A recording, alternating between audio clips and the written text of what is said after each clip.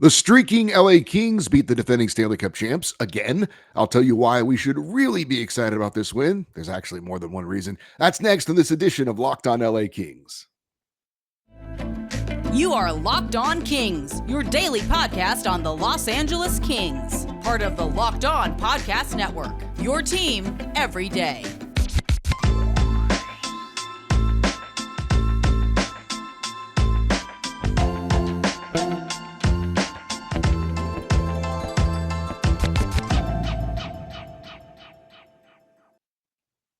Hey, Kings fans, welcome to Locked On LA Kings, part of the Locked On Podcast Network, your team every day. Thanks for making Locked On LA Kings your first listen every day. We are free and available wherever you get your podcasts and on YouTube. Please like and subscribe if you're enjoying this content. My name is Eddie Garcia. I'm your host of Locked On LA Kings. I've worked in sports media for the past 30 years, 20 plus years at the Fox Sports Radio Network. I'm also co-host of the Puck Podcast, a weekly NHL review show that's been putting out content for the past 16 years, and a passionate LA Kings fan for the past 30 years. The LA Kings won their season-high fifth straight game, knocking off the defending Stanley Cup champion Colorado Avalanche in Denver last night. The Kings jumping out to a 2-0 lead on first period goals from Adrian Kempe and Gabe Vilardi. In the third period, Kempe scored his team-leading 32nd goal of the season, making it 3-1. And after an Avalanche goal to make it a one-goal game, Philip Deneau would score 15 seconds later and then add an empty net goal to seal the victory 5-2. Kings get the win for Deneau. He gets his 17th and 18th goals of the season. Kings are now 2-0 in Denver this season after Thursday's big win. So many great takeaways from this victory. So let's go ahead and crown the king right off the start, the MVP of last night's game for the LA Kings. And certainly a lot of candidates for that honor. It could have been Anze Kopitar for his 3 assists. Could have been Philip Deneau for those 2 big third period goals. Could have been goaltender Jonas Korpisalo, who was solid all night. More on him in a moment. But I'm going to go with the man they call Juice, Adrian Kempe. He helped the Kings get off to a good start with that first goal of the game. Very nice finish on a 2-on-1. Great feed from the captain. Also scored the goal in the opening seconds of the third period to ensure the Kings would have the lead for the rest of the game. Kings don't have much attitude on the team, really. You can argue that's a good thing or a bad thing, but Juice does bring some much-needed confidence. Obviously, he loves to score goals and likes to let you know about it. Of course, everyone likes to score goals, but, putting his hand up to his ear or raising his arms like he did last night, Kempe's got a little bit of swagger to him, and I do think that is something that you want in a sniper and a finisher like Adrian Kempe. The Kings' leading goal scorer gets the crown for our player of the game from last night's win over the Avalanche. Long live the King. As I said at the top, many reasons to be excited about this win, and we're going to get into all of that. But I think the number one reason for me anyway is that it wasn't just a win that extended a winning streak, but a win on the road against the defending champs. And the Kings did not play their A game. They played well, but their best game? No, I don't even think it was close. I think if you're giving it a grade, I'd give it a B at best. There were mistakes made by the LA Kings. There were missed opportunities. The power play is slumping right now. 1 for the last 16 with a man advantage. The Kings can play better, but still a big road win and a win that they didn't even give us too much drama down the stretch because after the Avs made it that 1-goal game, the Kings immediately responded and pretty much were leading by 2 goals most of the game. And good to see them close out a win, especially again on the road against a very good team. We went into this one thinking this was a big game, and I thought the Kings definitely responded. But to me, again, the biggest reason we should be excited about this win is that the Kings did not play their best. There is still better hockey for the Kings to be played, and this is a good thing that they can win fairly convincingly without their best effort. Going into the game, we talked about it on Thursday's show. There were 3 lineup issues that I was interested in seeing what was going to happen. Number one, who would be in net? Would it be Jonas Korpisalo? And the answer there was yes. Where would Trevor Moore slot into the lineup coming back from the injury, which we got some details on maybe on what that injury was. And Trevor Moore would slot in on the 4th line with Rasmus Kupari and Zach McEwen. And Jordan Spence, I was so excited to see him get in the lineup for the injured Sean Durzi, and he would play on the 3rd pairing with Sean Walker and quarterback that Kings second power play unit. Let's start with Jordan Spence. Again, I was so excited to see him get in the lineup, and it's not just because I am a fan of his, but I really thought it made too much sense not to have him in for Jersey, specifically because of Spence's ability to run a power play unit. I thought Spence looked very comfortable on the ice last night. I don't remember one bad play from him. No turnovers, no misplays, no bad decisions. And it wasn't like he was playing a safe game. He wasn't just getting the puck and dumping it into the zone. He wasn't deferring to teammates. He was looking to make plays. And he is known as more of a offensive defenseman, but we keep hearing that his defensive game is steadily improving. And I thought it showed last night. He had a couple of real nice poke checks, one of them on the Avs' top offensive player, Nathan McKinnon, in the second period. His outlet passes were clean. And when he had a shot on goal to take, he took it. And he got the primary assist on Philip Deneau's first goal, a deflection off of a Spence point shot after a faceoff win. So if there is some reason that we have to play Jordan Spence in any important games down the stretch or in the playoffs, I have full confidence that he can get it done. It does make you wonder, with the Kings having Jordan Spence, Brant Clark waiting in the wings, what exactly they're going to do on that right side in the near future. Obviously, Sean Dursey's there as well. You've got Matt Roy with another year. Drew Doughty's not going anywhere. The good news is the Kings definitely have some depth at that position, and they have some options going forward. But again, I was glad to see Jordan Spence get in the lineup. I thought he did a very good job running the second power play unit, although both power play units are, again, slumping a bit at the moment, but not because of anything he did last night for sure. Thought he played a very solid all-around game. And like I said, I've got confidence in Jordan Spence if he has to play. I'm totally fine with that. I don't feel like we're losing much, if anything at all. Now, while I was happy to see Todd McClellan get Jordan Spence in the lineup, I wasn't thrilled to see Zach McEwen in and not Arthur Kaliev on the fourth line. I understood when he decided to put Carl Grundstrom in for 2 games in a row because Grundstrom had scored a goal, and then you want to reward him for that effort, and you play him in the next game. And I get that Zach McEwen is coming off an injury. He hasn't played much over the last month. Now he's on a new team, so you want to get him in there, acclimated to his new teammates and all that stuff. I get all that. But going forward, I think the decision will be made and should be made relatively soon to get Arthur Kaliev in the lineup consistently, specifically for what he can do on the second power play unit. Grundstrom, McEwen, Jared Anderson-Dolan, none of those guys stand out enough to me as far as putting him in the lineup over Kaliev because of what Kaliev can do specifically on the power play. Quentin Byfield was on the second power play unit last night, and we've talked about QB.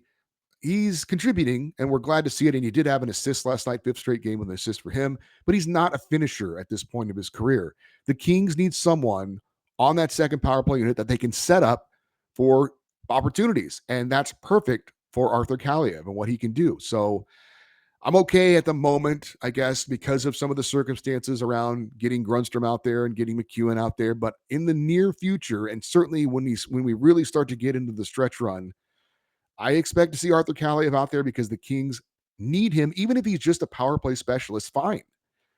They need that weapon on that second power play unit to provide key opportunities and goals going forward into crucial games like playoff games. As for Trevor Moore, I thought he looked okay. He did play 13 minutes and 31 seconds, which is more than you would expect from a fourth liner, but there were some circumstances as to why, because he got more ice time because of an injury that we're going to talk about a little bit more later. He had one really nice rush into the Avs zone where he got off a nice backhand shot. He also had a pretty decent scoring chance shorthanded. It was pointed out on the broadcast that Trevor Moore is now wearing a tinted visor, which he did not wear before. And that would seem to be a decent indicator that he missed those 11 games recently because of some concussion-related issue, because the tinted visor, the glare of the lights, things like that can help with that kind of a thing. So understandable that the plan would be not to put him right back in on the second line with Deneau and Arvidsson, but to kind of ease him back into the lineup on the fourth line. That made a lot of sense going into it. Like I said, he did get some extra playing time because of injury. But I thought Trevor Moore back in the lineup looked pretty good, and expect to see his workload increase going forward. And it might increase kind of dramatically sooner rather than later because of an injury that we're still waiting to hear word on. So, all right, we need to talk about the Kings goaltending and also the one really bad thing to come out of last night's game. But first, I need to let you know that today's episode of Locked On LA Kings is brought to you by FanDuel. We are now past the midway point of the NBA season, and now is the perfect time to download FanDuel, America's #1 sportsbook, because new customers get a no sweat first bet up to $1,000. It's a bonus bet back if your first bet doesn't win. Just download the FanDuel Sportsbook app. It is safe, secure, and super easy to use. Then you can bet on everything from the money line to points scored to three-pointers made. Plus, FanDuel even lets you combine your bets for a chance at a bigger payout with a same game parlay. So don't miss your chance to get in on your no sweat first bet up to $1,000 in bonus bets when you go to fanduel.com/locked on. That's fanduel.com/locked on to learn more. Make every moment more with FanDuel, the official sports betting partner of the NBA. So another thing I was really happy to see in the game against Colorado was the Kings coaching staff going with Jonas Korpisalo in net and not Phoenix Copley. And nothing against Copley, but I think we still need to see what Korpisalo can really do with his new team down the stretch. And I really wanted to see him put to the test in a big game against a good team. And I think he passed for sure. The first goal he allowed was on a deflection that most goalies are not going to stop. Second goal was just a laser of a shot from Avs superstar Nathan McKinnon on the power play. He's got one of the best wrist shots in the game, and Korpisalo was screened a little bit as well. So neither goal was soft in any way at all.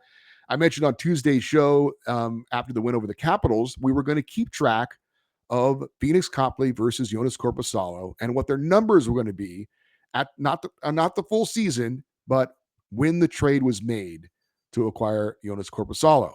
Because I feel, and it looks initially like I'm right on this, that there's going to be an open competition for the net going forward. And I think the two netminders are going to alternate starts in basically what is an open competition for the Kings' #1 goalie position going into the playoffs. So far, we have seen that. Copley, Korpisalo, Copley, Korpisalo. As for Jonas Korpisalo, his stats now as an LA King, 2-0. His goals against average did not move at all after last night's victory. It's still at 2.01. His save percentage went up slightly from 2.3 or from 0.932. I'm going to get it right in a second. His save percentage went up slightly from 0.923 to 0.929. He now has allowed 4 goals on 56 shots. As for Phoenix Copley, he's also 2-0. He also has an identical goals against average of 2.01. His save percentage just over 900 at 0.901. He's allowed 4 goals on 43 shots. So far through 4 starts, I think Korpisalo gets the slight edge. I think for him, road win over the Avs certainly was the more impressive win of either of the 4 starts between the two goalies so far.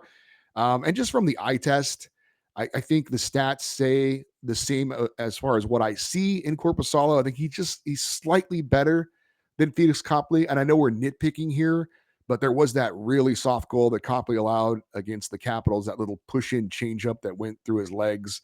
And when you're talking about, really nitpicking, that was the one goal that's been allowed so far between the two guys that was really a soft goal. Nothing like that from Korpisalo yet. And I think pretty clear in the game against the Avalanche that for Korpisalo, if he saw it, he was going to stop it.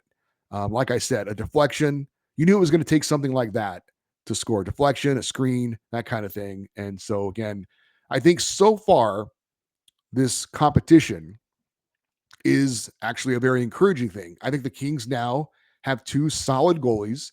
I think the team feels confident they can win with either one of these guys in net. I think they're pushing each other now in this kind of friendly competition. I hope this is exactly what we see the rest of the way. Like I said, alternating starts, and hopefully both guys keep playing the way they're playing. The Kings keep racking up wins. And in the end, it's a very difficult decision for Todd McClellan and the staff, Bill Ranford, the goalie coach, to decide which guy gets the edge. Like I said, maybe we end up seeing both of them in the playoffs. I kind of hope not, because that would mean that, maybe one of them isn't up to par or whatever. But like I said, hopefully it's a very, very difficult decision. Both guys play well, and I think this is a good thing for the LA Kings, this competition, and that both guys look very solid in net so far. If the pattern follows, we would see Phoenix Copley back in net for the Kings game on Saturday against the Predators, back on home ice. And if that's the case, we will update this competition coming up on Monday's show. Okay, the one really bad thing from last night's game was the injury to Kevin Fiala. I said on the show recently that I am a little bit superstitious that it's been a very good thing for the Kings. One of the reasons for their success is that they have stayed pretty healthy all season. I'm no longer going to say that. I'm just going to, it's out there. I'm not saying it anymore. So Kevin Fiala went down in the second period. It was a knee-on-knee collision from Colorado's Andrew Cogliano. Fiala left the ice, actually had to be helped off the ice. He did return briefly and played a shift or two, but then left the lineup and did not return. I have been waiting to hear an update on his status all day long, and I've yet to hear anything. Obviously, we're all keeping our fingers crossed. This is a minor injury. I think it's encouraging that he did come back out on the ice to test it, even though that test he didn't pass the test, that there was something that didn't feel quite right. And certainly you want to be very, very cautious with that. And the Kings, maybe he misses a game or two, but we're all hoping this is not any kind of long-term injury, because I don't even want to get into how this would affect the Kings down the stretch if Kevin Fiala has to miss any significant time. I don't even want to think about that. So we're not even going to address that until that news happens, which we certainly hope does not happen. As for the hit, those knee-on-knee collisions are obviously very, very dangerous. Cogliano is a guy that I wouldn't call him dirty, but I think he does toe the line a lot. Fiala did kind of skate into him, and Cogliano braced himself, but he kind of stuck the knee out as well. No penalty was called on the play. No one on the Kings seemed to get too bent out of shape over it in the moment. So I'll kind of defer to what the player's reaction was in real time. Watching it in slow-mo, it really isn't a fair way to judge it. Obviously, I didn't like the hit, but I don't know that I can honestly say that it was something that was clearly dirty or premeditated in any way. There was also a moment in the game when Jonas Korpisalo got bowled over by Nathan McKinnon, who was taking the puck to the net. And I was surprised that that did not draw a response from the Kings. We had an email on our feedback show this week that talked about how the Kings were soft. And I wouldn't go that far, but I think the Kings have generally been pretty good about sticking up for teammates. But recently, I think there's some questionable things that have happened as far as that goes. There were the hits on Sean Dursey that didn't draw a response. And then nothing last night as far as the hit on Fiala and the contact with Korpisalo. So I'm a little bit concerned about that. I think the Kings need to make sure that they're sticking up for their players. I'm not going to be pushed around. I don't think they're a soft team. I know they're not an overly physical team. They routinely get out hit game after game, but it's something to keep an eye on, something to think about. It's something that I know that other Kings fans have kind of noticed as well recently. If you follow us on Twitter, which we are at Locked On LA Kings, we will definitely update you with any news that we see regarding the status of Kevin Fiala. Fingers crossed that obviously he's going to be okay. We talked at the top about the Kings getting a big win in more ways than one. That was also because of what happened with the other teams in the Pacific Division Thursday night. Details on that in a moment. But first, I want to thank you for making Locked On LA Kings your first listen today. I want to invite you to make your second listen game to game NHL. Every moment, every top performance, every result. Locked On game to game covers every game from across the NHL with local analysts that only Locked On can deliver. Follow game to game on Locked On NHL. Available on the Odyssey app, YouTube, and wherever you get your podcasts. As much as I thought the Kings got a big win last night, if I'm being honest, it was probably the third most impressive victory of the night as far as teams out of the Pacific Division. The Edmonton Oilers went into Boston and snapped the Bruins' 10-game winning streak with a 3-2 win. And the Golden Knights pulled out a 4-3 overtime win over the always difficult Tampa Bay Lightning. By the way, Jonathan Quick, 2-0 now with Vegas. So the Kings win was big because they had to keep pace with those other teams. The Kings did get some good news in that Seattle lost at home to Ottawa 5-4. The Kraken would be the Kings' first-round opponent if the playoffs ended today, and the Kings would have home ice advantage. So checking the standings going into the weekend, Vegas is in first place with 84 points. They've played 65 games. LA also 84 points, but they played 66 games, so Vegas gets the advantage there. Seattle has 80 points, 65 games played. Edmonton also 80 points, but they played 66 games, so Seattle gets the advantage there. Again, it is very, very tight amongst those top four teams. I've said for a few weeks now, those are the top four teams that are going to make the playoffs out of Pacific.